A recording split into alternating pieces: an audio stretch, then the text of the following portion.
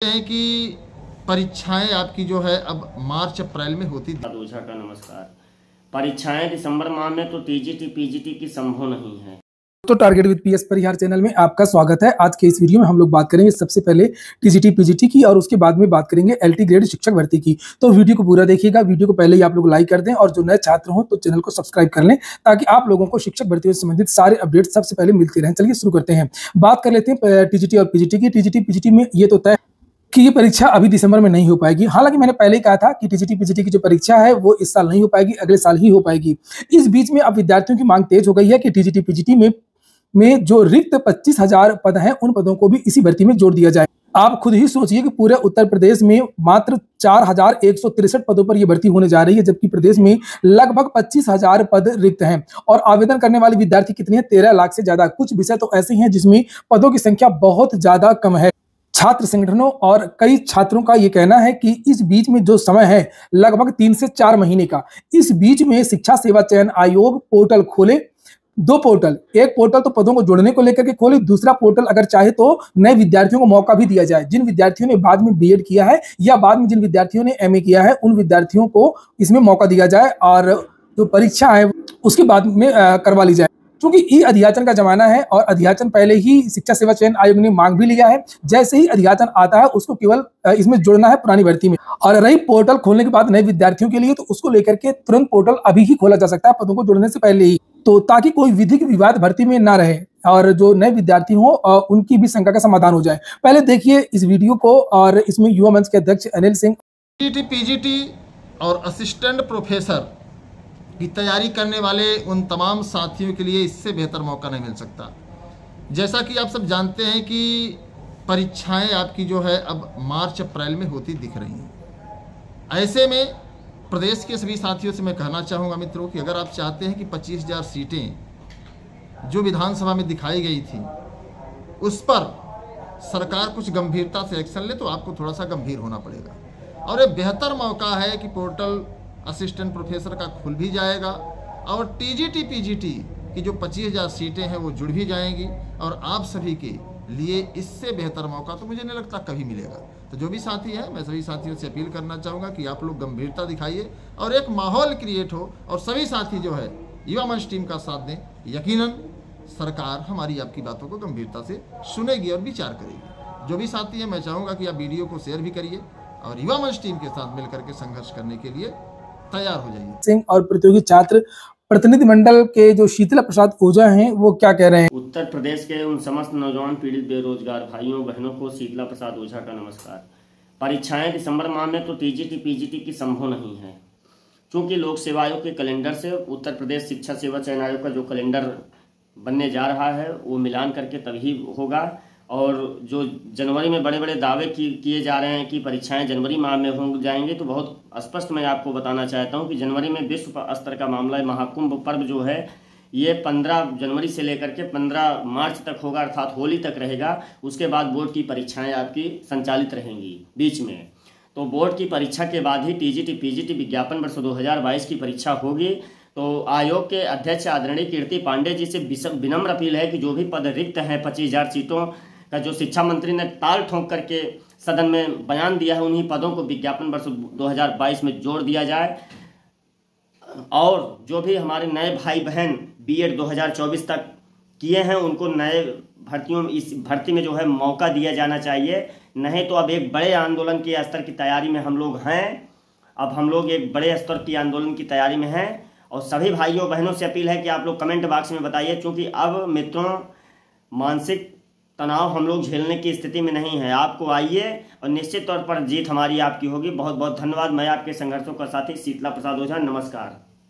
ये देखा आप लोगों ने क्या कहना है छात्र संगठनों का कि पदों को जोड़ा जाए। साथ में विद्यार्थियों ने चेतावनी भी दी है कि अगर पदों को जोड़ा नहीं जाएगा तो प्रदेश में एक बड़ा आंदोलन सीट वृद्धि को लेकर के हो सकता है। आप लोग भी कमेंट बॉक्स में बताएं कि पदों को जोड़ना सही रहेगा या इतने ही पद आपके लिए सही रहेंगे, 4,163 पद, या नया विज्ञापन चाहते हैं। क्योंकि शिक्षा सेवा चयन आयोग की कार्यप्रणाली से आप लोग पहले भी अवगत हैं कि किस तरीके से काम होता है और कब भर्ती होगी, कब परीक्षा होगी, अगर अगला विज्ञापन निकलता है तो। और वैसे ज्यादा समस्या होना नहीं चाहिए, क्योंकि शिक्षा सेवा चयन आयोग ने माध्यमिक का और प्राथमिक का सभी और उच्चतर का सभी विभागों का अधियाचन 11 सितंबर को ही मंगवा लिया है विभागों से। अगर इस बीच में 1 महीने के अंदर अगर अधियाचन आ जाता है, 1 महीने या 2 महीने के अंदर, तो उस जो पद आते हैं अधियाचन के, उन पदों को सीधे सीधे पुरानी भर्ती में जोड़ देना, बस इतनी सी मांग है विद्यार्थियों की। और वहीं पर और नए विद्यार्थियों को इस बीच में मौका भी दिया जा सकता है। नए विद्यार्थियों, अगर शिक्षा सेवा चयन आयोग सोच लेता है पहले ही कि हमको पदों को जोड़ना है, तो कोई विधिक समस्या ना हो, इसको लेकर के अभी तुरंत ही पोर्टल भी खोला जा सकता है, ताकि जिन विद्यार्थियों ने बाद में बीएड किया है या जिन विद्यार्थियों ने बाद में एमए किया है प्रवक्ता पद के लिए, तो वो सभी विद्यार्थी इस बीच में आवेदन भी कर लें। 15 से 20 दिन का समय लगेगा, 20 दिन 21 दिन का समय देकर के इनसे आवेदन लिया जा सकता है। और जो पद है 25,000 नहीं, 20,000, 20,000 नहीं, 15,000 जो भी पद है उनको इसमें जोड़ दिया जाए। शिक्षा सेवा चयन आयोग चयन बोर्ड कार्यप्रणाली से पहले ही लोग जानते होंगे, अवगत होंगे कि किस तरीके से ये काम करता है, एक भर्ती को पूरा करने में कितना समय लगता है, कौन सी परीक्षा, किस भर्ती की परीक्षा कब हुई है सभी को पता है, कि 16 की परीक्षा कब हुई थी आपको पता है। तो इसलिए नए विज्ञापन कब आएगा, कब भर्ती पूरी होगी, इससे बचने के लिए बेहतर रास्ता यही है कि जो पुराना विज्ञापन है उसमें इन पदों को जोड़ दिया जाए। और जब तक परीक्षा नहीं हो जाती है, जैसे यहाँ पर लिखा है कि यही वजह कि लंबित परीक्षाओं की तिथियों पर निर्णय लेने में देरी हो रही है, ये देखिए बहुत सारी व्यवस्थाएं सुनिश्चित की जानी है, नई नियमावली से परीक्षा होगी, तो इस बीच का जो समय है उसका सदुपयोग शिक्षा सेवा चयन आयोग कर सकता है। गंभीरता से विचार करें, पहले से ही न सोच रखे कि नहीं हो पाएगा, नया विज्ञापन निकालेंगे, ऐसा नहीं है। अगर सकारात्मक आयोग सोचेगा तो इसका हल निकाला जा सकता है, कोई बड़ी बात नहीं, पद जोड़े जा सकते हैं। मैंने अपने पिछली वीडियोज में भी बताया है कि बहुत सारे ऐसे विभाग हैं जहां पर पदों में सीट में वृद्धि की गई है, चाहे वो रेलवे की भर्ती आप देख लीजिए, एलपी की वैकेंसी हो, टेक्नीशियंस की वैकेंसी हो, इनमें लगातार सीट वृद्धि हुई है। और यूपी SSSC में जूनियर इंजीनियर की वैकेंसी आई थी एक जेई की, उसमें आप लोगों ने देखा कि 2 बार सीट में वृद्धि हुई है और 2600 से लेकर 4700 पद उसमें हो गए थे।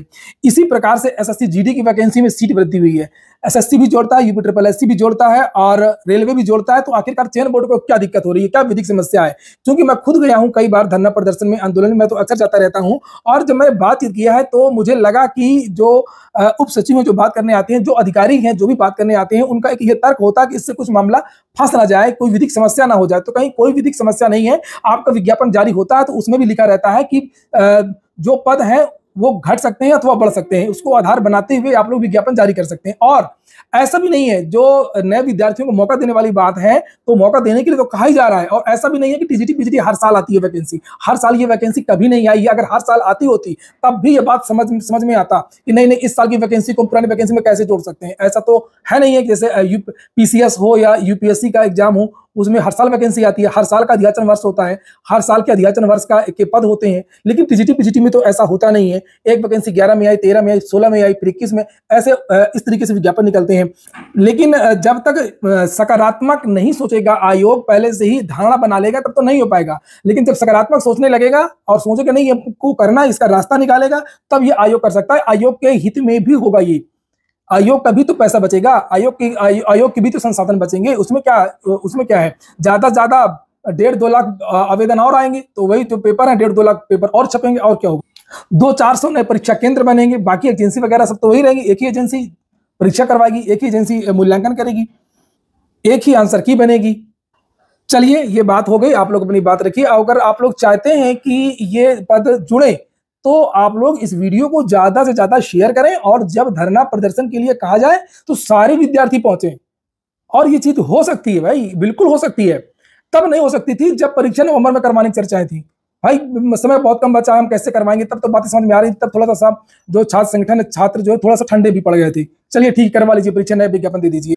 लेकिन अगर परीक्षा आपको अभी नहीं करवानी है, तब तो आप सीट वृद्धि करिए।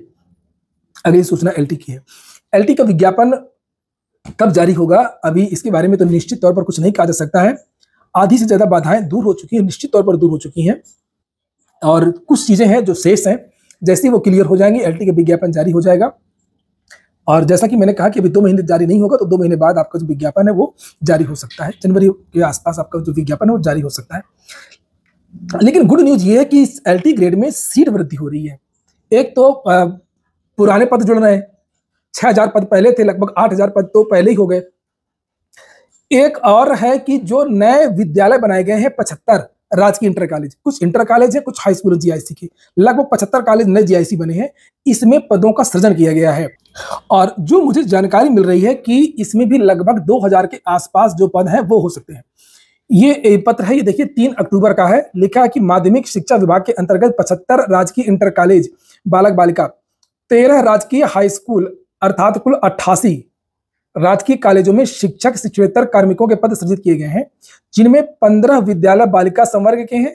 प्रत्येक विद्यालय में प्रवक्ता संवर्ग के 10 और एलटी ग्रेड के 7 तो पद सृजित किए गए हैं। और उत्तर प्रदेश विशेष अधीनस्थ प्रशैक्षणिक सेवा नियमावली 1992 में इन विद्यालयों के जो सब्जेक्ट हैं वो आवंटित किए गए हैं। तो ये सब्जेक्ट हैं प्रवक्ता के, ये सब्जेक्ट हैं एलटी के। तो ये वो जिले हैं जहां पर ये नए विद्यालय सृजित किए गए हैं। ये देखिए पूरी लिस्ट है, मैं डाल दूंगा, आप देख लीजिएगा। तो टेलीग्राम की लिंक मेरे डिस्क्रिप्शन में रहती है, प्रत्येक वीडियो के डिस्क्रिप्शन में, तो आप करके वहां से देख लीजिएगा। तो ये जो नए पद हैं वो सृजित किए गए हैं, और ये जो पद हैं ये भी आपकी नई भर्ती में जुड़ सकते हैं, और जो मुझे जानकारी मिल रही है। और अभी तो कार्यवाहक शिक्षकों के माध्यम से काम चला जाएगा, लेकिन भर्ती पद जोड़ करके जब भर्ती की प्रक्रिया पूरी हो जाएगी तो वहां पर शिक्षक भेज दिए जाएंगे, नियमित शिक्षक। ये पद भी जुड़ सकते हैं। अगर ये पद जुड़ जाएंगे तो आप लोगों की जो भर्ती है वो, जैसे पिछली बार की एक बड़ी भर्ती थी, इस बार भी जो है बड़ी भर्ती आपको देखने को मिलेगी। एक बात और, कुछ विद्यार्थी कमेंट कर रहे थे कि क्या कंप्यूटर शिक्षकों की भर्ती इस बार भी आएगी, तो हाँ, इस बार भी आएगी। सबसे ज्यादा पद इसी के रहेंगे, पिछली बार तो रिक्त रह गए थे। कंप्यूटर के भी ज्यादा पद हैं, संस्कृत के भी ज्यादा पद हैं, हिंदी और सोशल के भी ज्यादा पद हैं। ठीक है दोस्तों, ये हो गया आज का वीडियो आपको अच्छा लगा हो, आपके काम का हो तो लाइक अवश्य कर दे। जिन छात्रों ने चैनल को सब्सक्राइब न किया हो, सब्सक्राइब करने। पूरा वीडियो सुनने के लिए बहुत बहुत धन्यवाद।